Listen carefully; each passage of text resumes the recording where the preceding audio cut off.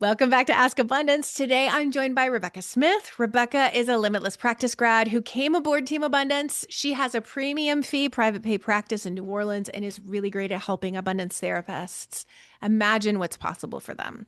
So here's today's question. Lately, I've been realizing that what I wanted when I built my practice isn't exactly what I want anymore. The practice is working, my caseload's steady, my referrals are solid, and I've built a reputation I'm proud of. But my goals have shifted, and now my schedule, my niche, and even my business model feel like they're stuck in an old version of my life. What do I do when my goals change, but my practice hasn't? And how do I pivot without starting over from scratch? Woohoo! Hmm. Um, so before we get into it, I want to thank TherapyNotes for sponsoring Ask Abundance. I've talked about them for years, know their features by heart, but what truly sets them apart is that they genuinely care about your experience. It's not just about troubleshooting, they actively implement user suggested features like therapy search, clinical outcome tracking, and their AI notes feature therapy fuel. Everyone at Therapy Notes believes in the product and wants you to love it too. Plus, they're independently owned, which means no venture capital and no pressure to prioritize investors over customers. This independence allows them to keep their prices fair, focus on innovation, and prioritize customer experience. With over 100,000 therapists already on board, they've proven that you don't have to compromise success for quality. If you're ready to see for yourself, try Therapy Notes free for 2 months with the code ABUNDANT at therapynotes.com. All right. Okay. So, Rebecca, let's talk about this question. Yes. This one is so interesting because it's so insightful. It's like Yes. I love how they talk about that they built a business that worked and Mm-hmm. their life shifted and their practice stayed in the same spot. Mm-hmm. And they know that. And so they know that there's this like, I know what I need to do, but man, that's really scary. Uh-huh. It's scary, and it's also it takes some time and intention to figure out what Mhm. it is you actually want for your practice. Yeah. And that's something you and I have talked about a lot. Like that's just not something a lot of people take the time to do. They just stay on the path that they're on and just keep going. And this person now is hitting that friction point where they're like, I can't keep on exactly like I'm keeping on. Yeah. I'm super curious. We don't know, but like they're like my goals have shifted.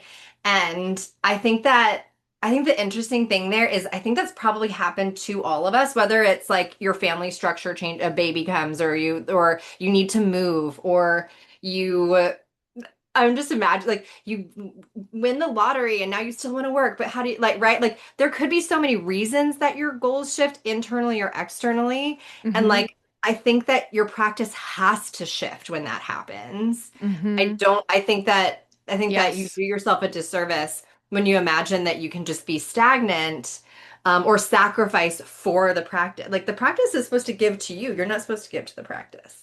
Yes. And I think that that's also something that's so not traditional work experience, right? Yeah. In all of our experiences in work, we are giving to our job. And in your practice, you have the ability because you're the boss to set it up so that it gives to you. Yeah. And that's a really huge mindset shift that has to like happen to make this sustainable. Yes, if you set it up right. Yes, There are way yes. I think a lot of us do feel like we are pouring into our practices and shifting that, saying like your practice can feed you is Mhm. really tough, but once you buy it, it's a game changer. I feel like you did that with your shift and your practice wholeheartedly. See?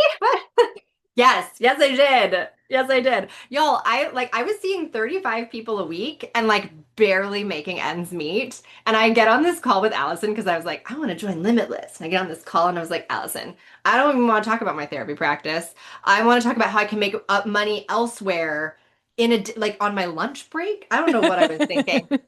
Because I need more money. And you were like, you already are doing something amazing. You need to shift and you don't have to do more to make it better for you. You don't have to do more to earn more. You don't have to do more to make it more aligned with your life. And so now I'm seeing 20 people a week, making more than I was seeing 35 a week. And now I have like it's like nearly half. Like it's I have half of that week is for me. Uh-huh. Right. Because you were also taking insurance before. And so, like, there's also time and energy that went into insurance outside of those extra 15 clinical hours you were doing then. Yeah. I mean, and I was only taking one, and so it wasn't a huge amount of time, but the energy and like the fear of clawbacks or they just kept reducing the reimbursable. Like Hmm. all of that not feeling in control was taking a lot of my energy. Yeah, absolutely. So, Yeah. like, okay.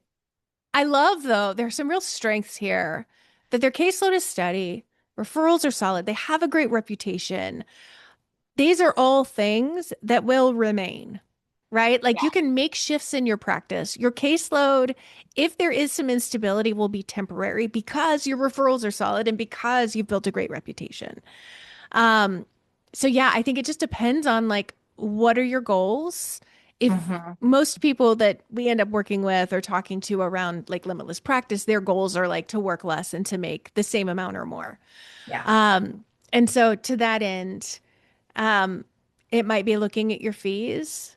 It Hmm. might be looking at like if you take insurance, it might be the time to get off insurance. I'm seeing, interestingly, in this economy, I am seeing my students who have premium fee practices in this like tough economy have more stability Hmm. than the therapists who take insurance. And that is a Yeah. big flip-flop from what it has been.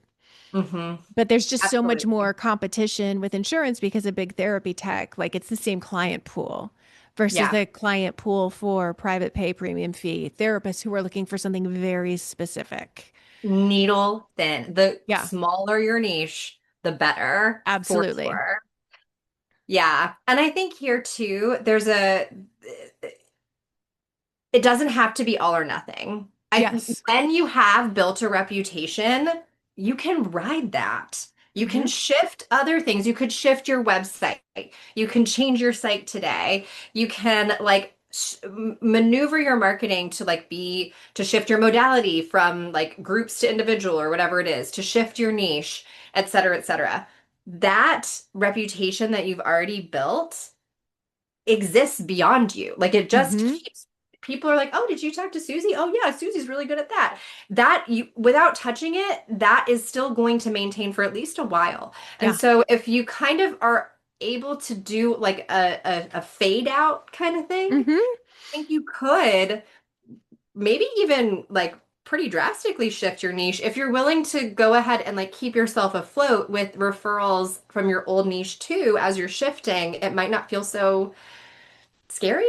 Yeah. Yeah. And I think so something that I spend a fair amount of time on in Limitless these days because things are less stable in the therapy world than they were years ago Yeah. is like looking at like, yeah, you can make this really big change. And like, like your cohort, I'd be like, rip off the Band-Aid, let's do it. Woo! But like I was in the nowadays, first cohort of Limitless, yeah, guys. yeah.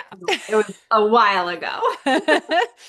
But like there's this shift that's happening and it's just less stable. And I don't want anybody being in this space of like, fear and not being able to act because they're just frozen, right? Yeah. So I'm real big on like, okay, what does your nervous system need? Like there's our big goal and you can go for it.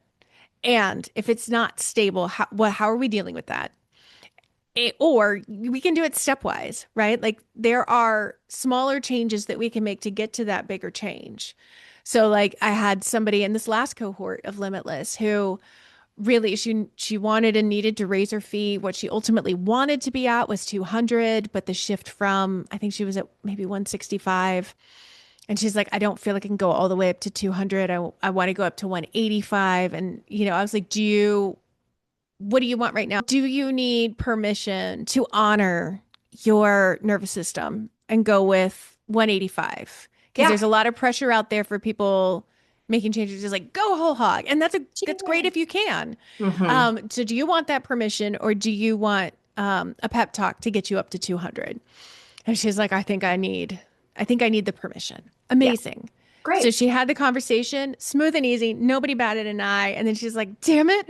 I wish I'd gone to 200. And I I was know. like, you can raise 200 for all new people coming in. Like, just go ahead and put it Yeah. on your website.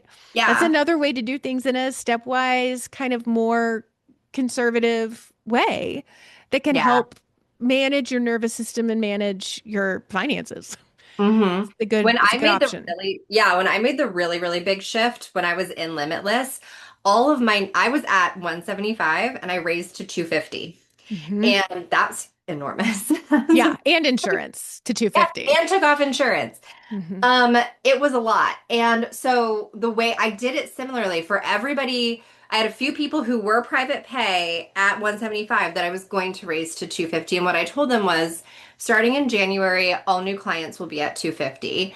I'm going to step you up to that level over the course of a few months next year. And so I would just do like a 25 jump every month for a Hmm. little while rather than just like shoving them up $75 a session. And everybody's like, cool. And about halfway through that, I was like, I probably could have done this like fully and it would have Hmm. been fine, but I really needed that step up to just like feel secure. Yeah. And it went just fine. Hmm. Absolutely. Yeah. So if you really related to this person's question, like maybe you're in a similar place where you're full, things are steady, your practice is good, you want it to be great, Yeah. then Limitless Practice might be a really good fit for you. I'm going to put the link for that in the show notes for the pod and in the caption for social media. We talked some about changing niches. So our free worksheet today is going to be things to explore before changing your niche. Because sometimes that's not even the answer, but Mhm. let's explore some other things. Yeah. Um, yeah. So that's what we got for you. Thanks so much, Yeah. Rebecca. You're welcome. Thanks, Allison.